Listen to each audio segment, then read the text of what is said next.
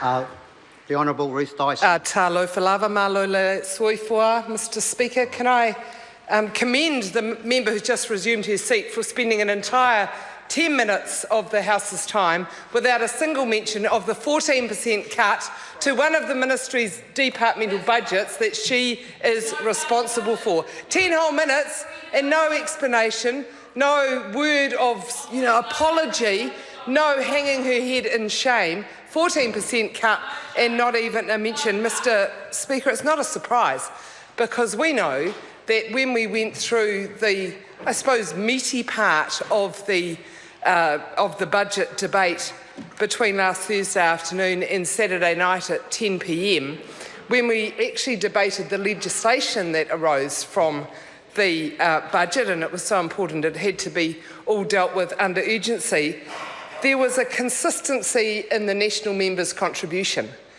They're getting paid $150,000 plus, the backbenchers, to take a call in this House and say, I move that the question be now put.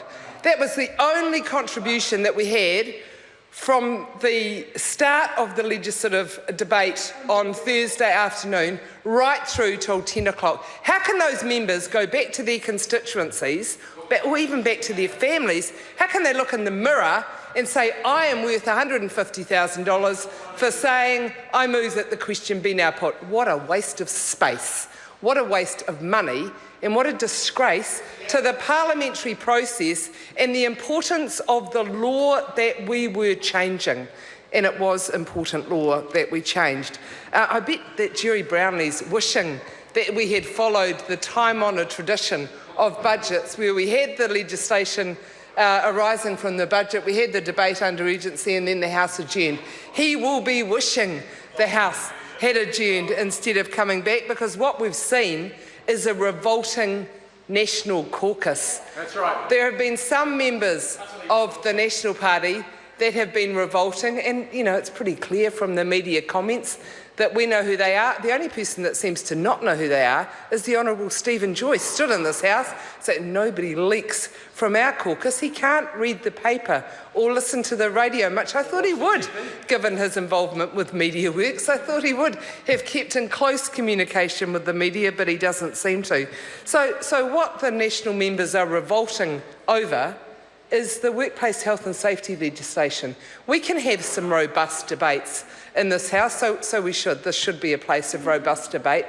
But I find it extraordinary and extraordinarily sad that after 29 men were killed in an incident that could have been prevented by decent health and safety provisions in the Pike mine, that members of the National Party are trying to water down the already watered down legislative changes that were recommended by the Royal Commission that arose from that. It's bad enough for workers who can look at the national government and say they don't give a toss about our health and safety, they don't care about it.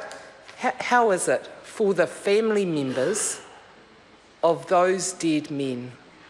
Those lives were lost. The families have been totally misled by the government, who made a commitment to stand by them, made all sorts of other commitments that they've been let down on.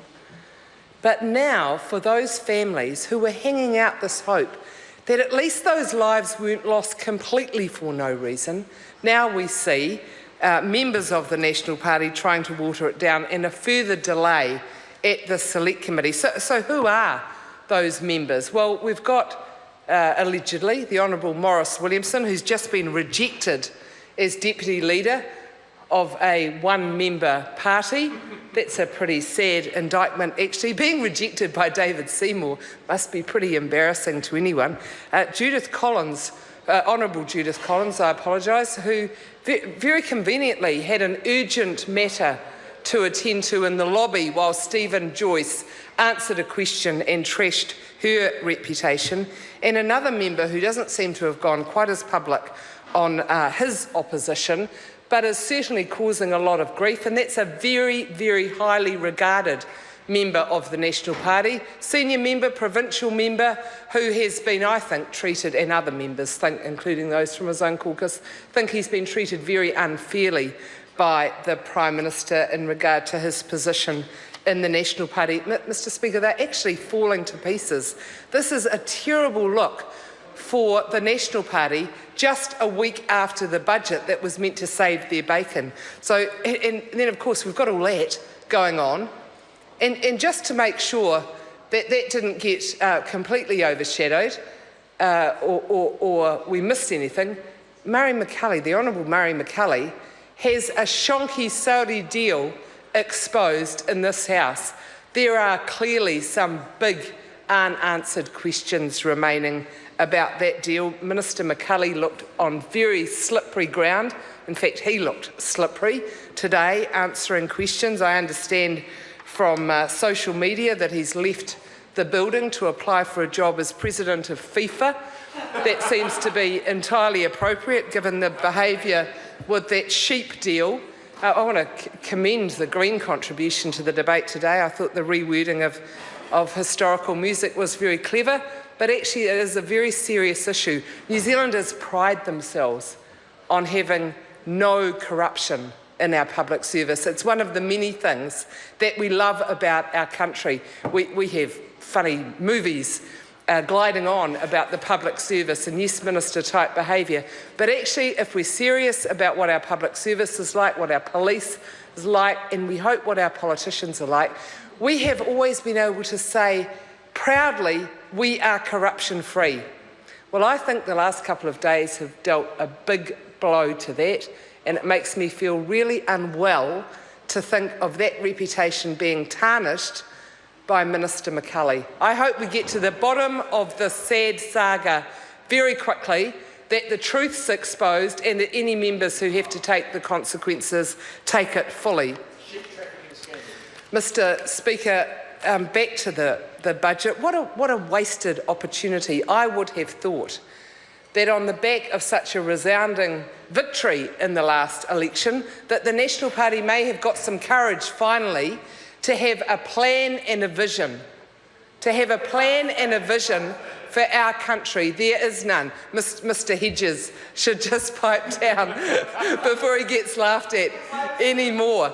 There is no plan and no vision from the National Party. This has been a budget of totally wasted opportunities from a nation that's desperate for leadership, a nation that desperately wants to see a government providing them with a pathway forward. We've had a massive amount of broken promises. You know, some are pretty significant. 2011, number one pledge was that in the 2015 budget there would be a surplus. 2014 campaign, number one pledge, there would be a budget surplus. It was even up on the National Party website. I read it on the National Party website. We promise that there will be a surplus in the budget in 2015. Has anyone looked at the National Party website recently? It's not usually something I recommend as preferred reading, I have to say. But if you look at the National Party website now, that promise has been taken down. It should never have been made. But it was made in the 2011 campaign, it was made in the 2014 campaign, and it has now been broken. Where's the apology? Where's the apology? National members, are you going to say sorry, any of you? No, it takes a little more than any of them have to say sorry for breaking promises made not once, not lightly, but in 2 election campaigns as the number one commitment to the public of New Zealand. Would they feel let down? Well, I certainly think they should. Mr Speaker, we also saw, of course, on top of the no new taxes will be introduced by National, what a joke that's turned out to be. But oh no, it wasn't a tax, was it? We didn't increase the broadband tax, we increased the broadband levy, which isn't a tax, of course. No, we're not going to increase taxes. No new taxes, not going to increase taxes. The broadband tax increase has been misrepresented, and including by Paul Foster-Bell now, thought he had more integrity. Thank you for putting me right on that point, Mr Foster-Bell. It's not a tax, of course, it's a levy. So increasing it without any advance warning for no justification is fine. It's a tax, it was an increase, it's another broken promise. And then, of course, we have finally the government saying to parties on this side of the House, sorry to interrupt right the honourable along, member. there is a housing crisis and there is Order. still no surplus. Order. The Honourable Nathan Guy. Well, what a great budget it was for the